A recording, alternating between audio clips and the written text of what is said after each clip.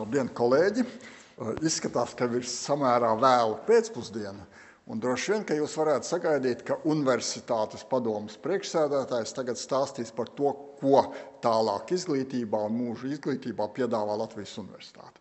Un, protams, tā būtu viena no tēmām, par kurām es pavisam noteikti varētu šodien runāt, bet stāstīšu par kaut ko pavisam citu.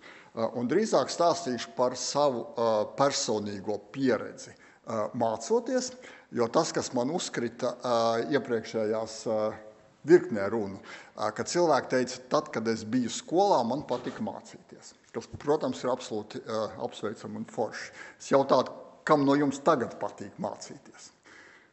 Paceliet roku, kam patīk mācīties. Prieks redzēt, ka ļoti daudziem. Par sevi es varētu teikt, ka es esmu patiesībā cilvēks, kam kaislīgi patīk mācīties. Un tādēļ varbūt es nedaudz padalīšos savā pieredzē par vienu no iespējamiem mācīšanās aspektiem, jo mēs saprotam, ka mūsdienās var mācīties ļoti daudzos veidos un ļoti daudzās formās, jo mana sajūta vienmēr ir bijusi, ka tanī brīdī, kad man paliks garlaicīgi mācīties, tad es vairs nedrīkst iet auditorijas priekšā. Jo tik ilgi, kamēr man šķiet, ka tas ir super forši kaut ko jaunu uzzināt, tikmēr iespējams, ka man deg acis un iespējams, ka es varu saviem studentiem un skolniekiem kaut ko iedot. Tanī brīdī, kad es to darīšu formāli, aizmirstam. Es ceru, ka es to brīdi pamanīšu pie sevis, kurā brīdī man tā kā vienkārši jāpārstāj iet auditorijas priekšā un to darīt. Jo šī te, kas ir no viena no fiziķiem, šādā nozīmē mana kolēģe Richarda Feynmana, varbūt kāds viņu vārdu zina, absolūti leģendārs fiziķis, bet ja neziniet, patiesībā nav svarīgi, jo viņa tēma vienmēr ir bijusi un stāsts par to, ka tā ir bauda kaut ko saprast. Tanī brīdī, kad lietas no haotiska faktu kopuma saliekās kaut kādā sistēmā, tanī brīdī ir tas brīdis, kad es personīgi izjūtu tādu milzīgu apmierinājumu.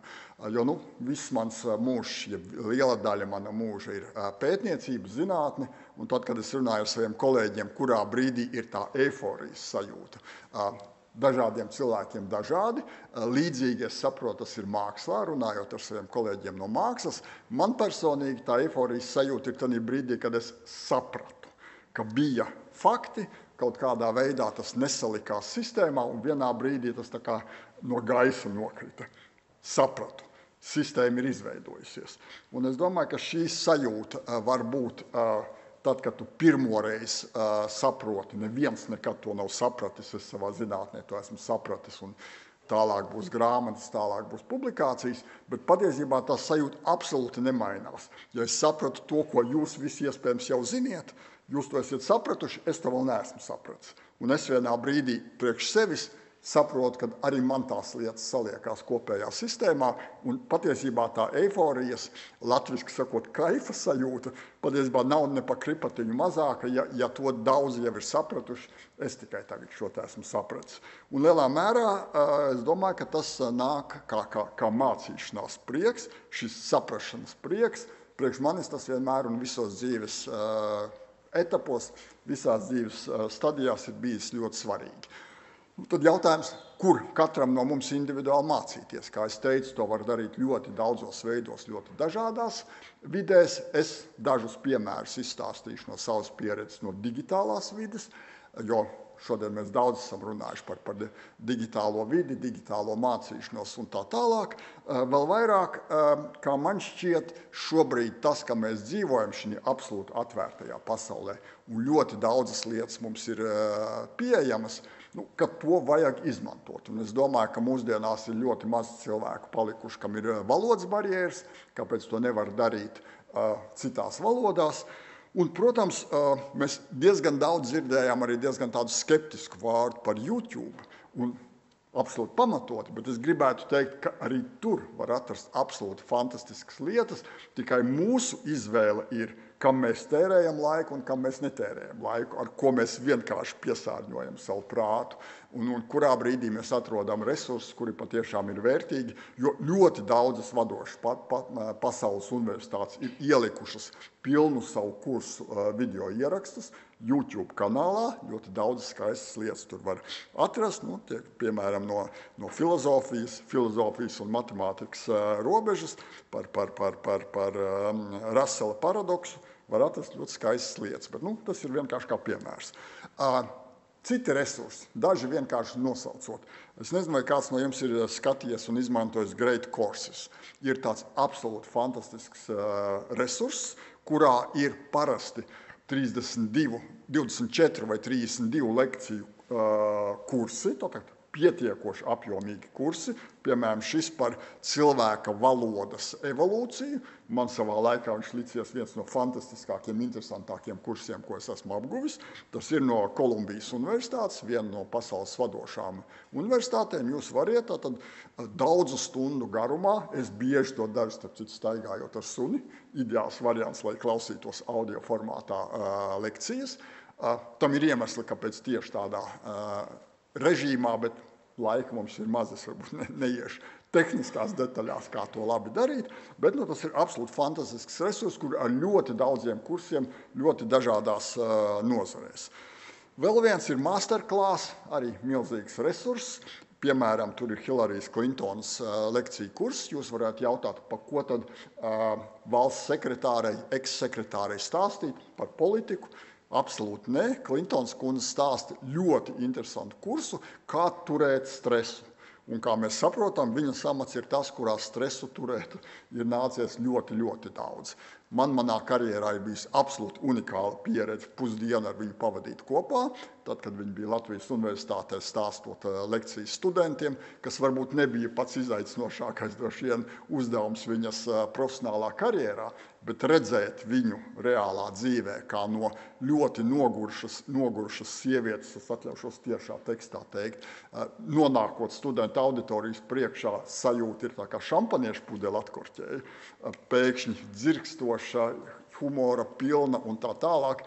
Un atgriežoties pēc šīs tikšanās rektora kabinetā, jūs atkal redzat, ka ļoti noguris cilvēks, kuram dzīve, tā bija viņas pēdējā vizīte starptautiskā valsts sekretāra statusā.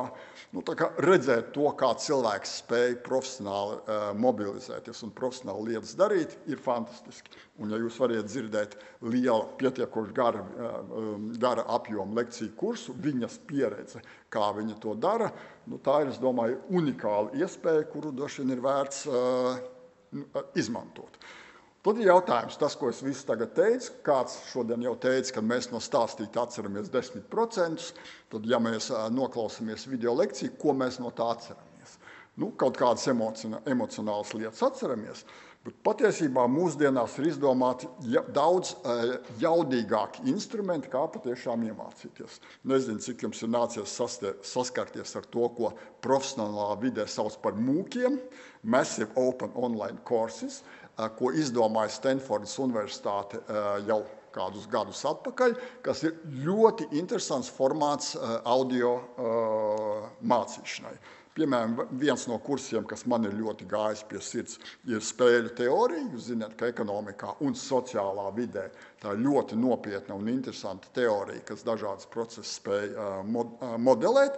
Un Coursera, viens no šiem te mūku vidēm, neejot detaļās, nav man tam laika, bet kā šis kurs ir organizēts, šie kursi ir organizēti ļoti konkrētā veidā. Jūs uz viņu pierakstieties, un jums ir nedēļas uzdevums, kur jums nepārtraukti ir jāatbild uz daudzu izvēļu jautājumiem. Nedēļas beigās jāizpilda mājas darbs, ļoti konkrēts. Ja jūs nedēļas laikā to neesat izdarījuši, jūs esat ārā.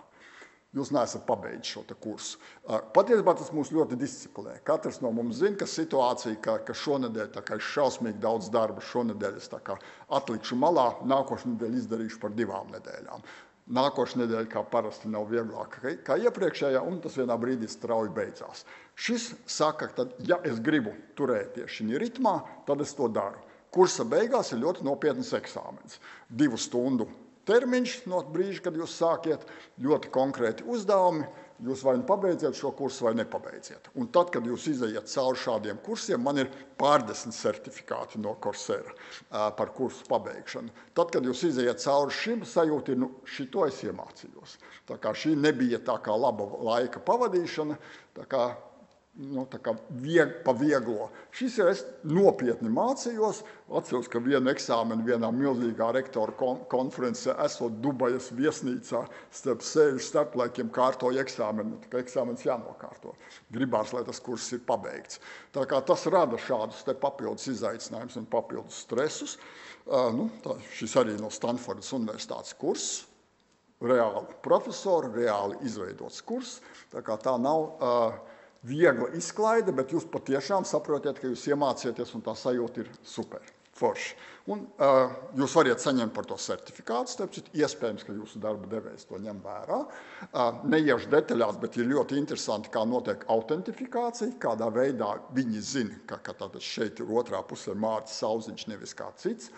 Izrādās, ka, piemēram, tad, kad jūs rakstiet uz datora, tas ir apmēram kā pirkstu nospiedums. Neviens nevar atkārtot jūsu to struktūru, kā jūs rakstiet uz datora. Tātad, sākot šo te kursu, jums uz ekrāna parādās kaut kādi teksti, un jums liek viņus ievadīt datorā. Tālāk, tad, kad jūs atbildiet uz jautājumiem, jums saka planšeti nē, tikai datoru ar klaviatūru, un jūs tur klabiniet, latviski sakot, iekšā. Un nevar neviens jūsu vietā atbildēt uz šiem te jautājumiem. Protams, jūs no pirmās dienas jūs varējāt kādu noliegt un tā tālāk, tā kā nekas nav muļķa droši, bet patiesībā tur ir, un otrs vienmēr jābūt ieslēgtai kamerai. Arī tad, kad jūs pierakstieties kursā, kamera fiksē jūsu attēlu un tālāk viņš tiek atpazīts visā procesā. Tā kā tur ir arī noteikts autentifikācijas formas un jūs variet saņemt, šis ir par kādu citu kursu, variet saņemt certifikātus. Kā jau es teicu, tā kā mani kolēģi no Latvijas universitātes neļāva man izsprukt sveikā un neko nepateikt par Latvijas universitāti. Mums arī ir Latvijas universitātes profesionālās pilnveidas akadēmija ar visiem mikroapliecinājumiem un tā tālāk, ar ļoti daudziem dažādiem kursiem, ļoti profesionāliem, jo, protams, ļoti bieži mūsu profesionālā karjera prasa arī kaut kādus ļoti formālus kursus apgūt un formālu izglītību iet uz priekšu. Universitātē ir otrs resurs, kas ir mazāk akadēmisks, bet ne tādēļ mazāk interesants, LO Open Minded, kur ir diezgan daudz dažādu, kā man šķiet interesantu kursu. No manis tur arī ir 2 kursi, ļoti dažādi. Viens ir par kvantumu fiziku un otrs ir par meditāciju. Dažādas manas tā kā sānsoļi dzīvē. Un par sānsoļiem es domāju, ka šeit ir vēl viena tēma, kas kā man šķiet ir ļoti svarīgi. Tad, ko mums mācīties? Mēs ik pa brīdim arī šodien dzirdējām, jāmācās to, kas palīdz manas karjeras attīstībā, kas palīdz manā profesionālā izaugsmē un tā tālāk. Un tā, protams, ir taisnība. Es būšu pēdējais, kas šo te nolieks. No otras puses, stāsts par Steve Jobsu, kura vārds speciāli komentārus neprasa. Un viena viņas runa, kas tika teikta Stanforda universitātes izlaidumā, un kuras moto varētu būt kā dzīvot pirms mirsti.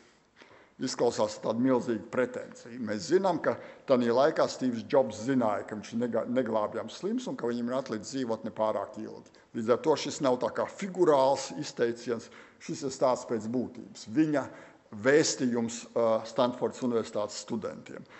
Un tas, ko viņš izstāstīja, kā viņš veidoja savu karjeru. Un viņa karjeru, iespējams, ka jūs esat lasījuši biogrāfiju, 2 teikumos. Tad, kad viņš mācījās universitātē, viņu izmeta no universitātes par nesekmību, par nemācīšanos. Ko viņš darīja? Viņš kā šādi cilvēki eksterni saka, jeb tātad kā brīvklausītājs klausījās kursus universitātē, ar domu veidot informācijas tehnoloģiju karjeru. Kādu kursu viņš pirmo klausījās, varbūt jūs ziniet. Tā bija kaligrāfija, glītrakstīšana. Varētu teikt, kas tas tāds? Es gribu būt informācijas tehnoloģiju speciālists un klausos kaut ko tik bezjēdzīgu priekš informācijas tehnoloģijām kā glītrakstīšana. Šī uzrunā viņš saka studentiem, klausieties, ja es to nebūtu darījis, Apple kompānijas nekad nebūtu radies.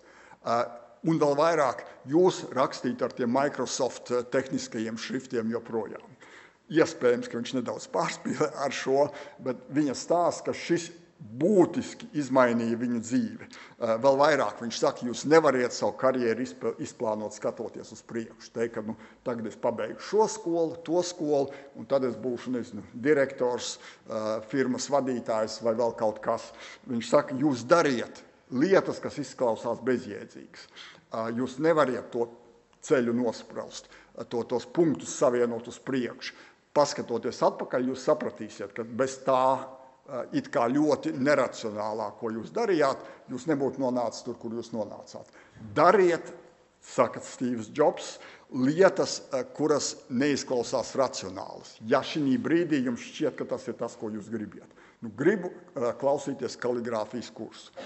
Klausies kaligrāfijas kursu. Ļoti iespējams, ka nākotnē tas būs ļoti svarīgs un ļoti nozīmīgs. Tas, ko viņš teica, studentiem, palieciet izsalkuši, palieciet neprātīgi. Saglabājiet šo sajūtu. Es ļoti neprecīzi, un ja literatūras skolotāji noteikti atvainojos, nocitējuši Ziedoni, kuram ir viens zejolis, kura tā ziņa ir apmēram tāda. Gribas balta gūbja. Jocīgi, ka agrāk tas nebija ienācis prātā. Ko saka Imants Ziedonis? Viņš saka, ja pēkšņi ir tā sajūta, ka kaut kā pietrūkst, tā baltā gūbja pietrūkst. Un vakar man nelikās, ka šis ir tas, ko es gribu darīt. Tad sako šim impulsam. Ej pa to ceļu, kas izskatās neracionāls, neatbilstošs, nesvarīgs tavai tālākai karjerai, laika nosišana. Mēs zinām, ka kas mums visvairāk trūkst, laika mums nekad nav. Nosit to laiku, bet dari to nopietni, investēt anī laiku, tā kā nevis 5 minūtes paskaties YouTube. Un iespējams, ja nevis iespējams, kā viņš saka, pavisam noteikti tas būs svarīgi.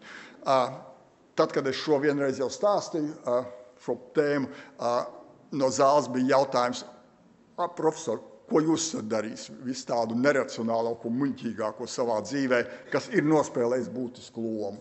Tad es varu piedāvāt vēl vienu kursu no Coursera, kas arī bija ilgi un sāpīgi mācāms, ar daudziem mājas darbiem, eksāmeni un tā tālāk, un kurš saucās budisms un modernā psiholoģija. Jūs varat jautāt fiziķim, universitātes rektoram, budisma psiholoģija. Tas ir tā kā ļoti nepieciešams karjerai. Neiešu detaļās, protams, atkal laika trūkuma dēļ, bet es varu teikt, ka mana dzīve būtu pavisam citāda, es esmu pārliecināts, un karjeras ceļš būtu citāds bez šī kursa, kur rezultātā es nonācu Kalifornijā, Berklijas universitātē un tā tālāk. Neejot detaļās, šis ir viena no lietām, kas ir neracionāla, kas ir izmainījis manu dzīvi un padarījis viņu citādu. Atzīšos godīgi, ka es esmu apmierināts ar savu dzīvi un tas, kur viņa mani ir novedusi. Līdz ar to es teiktu, ka droši vien, ka šis priekš manis arī ir bijusi ļoti pozitīva izvēle. Un pašā nobeigumā, saprotot, ka laiks strauji iet uz priekšu, par šiem dažādām lietām, ko mēs darām, es izstāstīšu reālu gadījumu, kas notika Rīgā, izstāžu zālē Birža.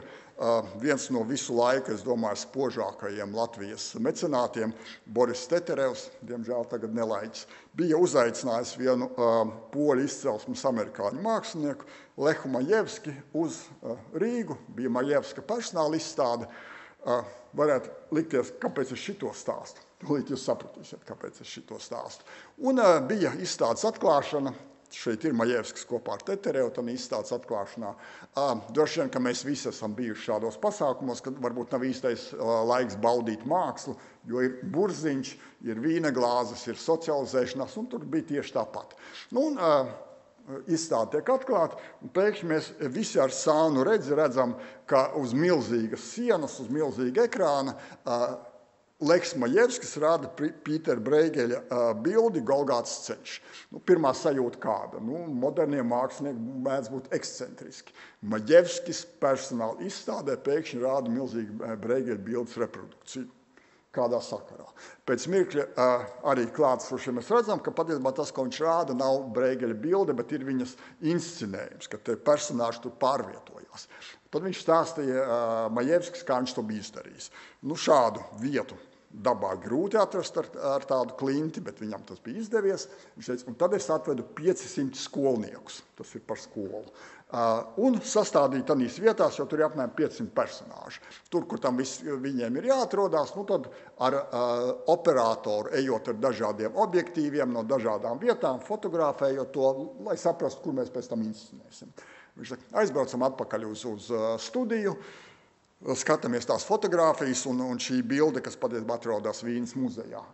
Un ir ļoti tāda noslēpumaina, pozitīvā nozīmē mistiska, tāda aizraujoša bilde. Viņš saka, Rādam uz ekrāna, saprotam, ka tā kā nekas nebūs. Nav mums izdevies neko tādu noķert. Un viņš teica, un tad mēs izdzēsām datorā no bildes visus personāžus, tā kā renesanses laikā konstruējām perspektīvu, tad kur tas Breigels ir stāvējis, tad, kad viņš šo bildi ir zīmējis. Un rezultāts bija interesants. Autors Breigelis šo bildi ir zīmējis no 7 skatu punktiem vienlaicīgi. Šeit nav viena punkta, kur ir atradies gleznotājs. Viņš ir atradies 7 punktos. Tālāk viņi to visu inscenēja un viss sanāca, ne par to iet runa. Runa ir par citu. Runa ir par to, ka ja mēs savā dzīvē nemēģināsim noskaidrot, vai fizika ir pareizais skats uz dzīvi vai literatūra, vai nedod Dievs budisms ir pareizais skats uz dzīvi, un ka vakar es biju fiziķis un šodien es būšu budists, jo tāpēc, ka fizika ir nepareiza, vai otrādi. Šādi mēs neiegūsim to krāsaino un interesanto skatu uz pasauli. Tanī brīdī, ka mēs spēsim apvienot vienlaicīgi sevi fiziķi, dzejnieku, budistu, vēl nezinu ko, kas katram mums liekas. Un skatīties no visiem punktiem vienlaicīgi, saprotot, ka viņi ir pretrunīgi, neapšaubām. Tur ir nenormāls pretruns. Bet ja mēs apskatīsimies, ko mēs no rīta teicām un ko mēs tās pašas dienas vakarā sakam, tur arī vienmēr kauze pretruna. Dzīve nav bez pretrunām.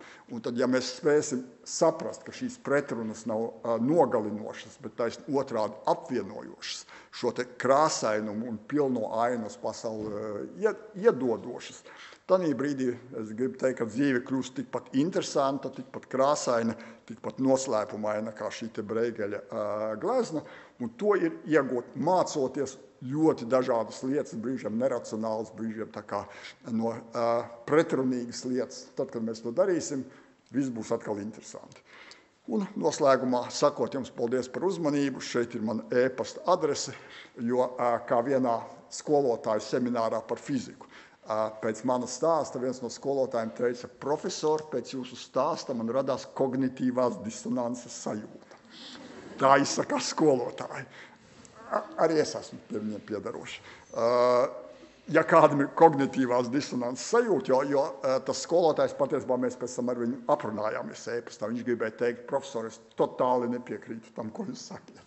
Ja kādam ir kognitīvās disonances sajūta, es saprotu, ka šeit mums laika būs maz un gribās diskutēt, tad te ir mana e-pasta adrese. Paldies! Paldies! Paldies, Mārci! Es patiešām ceru, ka nevienam nav kognitīvās disonances sajūta, drīzāk pretēji ir motivācija ātrāk doties kaut kur, lai ieguglētu un paskatītos, kas ir Coursera un vispārējie tie brīnišķīgi avoti, kurus savā prezentācijā Mārcis uzsver. Bet mums ir 3 jautājumi, varbūt ļoti ātri izējam tiem cauri, lai varētu pāriet uz noslēgumu. Kā cilvēkam pēc dabas slinkam atklāt mācīšanās prieku? Es teiktu, vai viņš ir, vai viņš nav. Ja ir šī sajūta, ka tas ir super interesanti, ka tā lieta saliekās kopā, tad viņš būs. Es domāju, ka sevi piespiest šeit nekādā veidā nav iespējams. Vai kaut ko neracionāli drīkst darīt arī darba laikā, ja esi zinātnieks? Absolūti. Obligāti. Vēl vairāk, varbūt tā ir nedaudz leģenda, bet es pavisam īsi izstāstīšu leģendu, ka Forda dinastijas un rūpnīcas izveidotājs bija parādīsies moderna zinātne psiholoģija. Un viņš bija uzaicinājis psihologu uz rūpnīcu, lai viņš paskatās, kā labāk izkārtot darbu, lai tā kā viss raitāk notiek. Un tad psihologs pēc tam pie viņa esot atnācis un teica, Forda kungs, viss ir ok, viss labi tā kā notiek, tikai vienu lietu es jums ieteiktu mainīt. Tur ir viens kungs, kas visu dienu sēž kabinetā ar kājām uz galda un pīpē cigārus un neko nedara. Tā kā viņu, atlaidiet vai nezinu, ko dariet.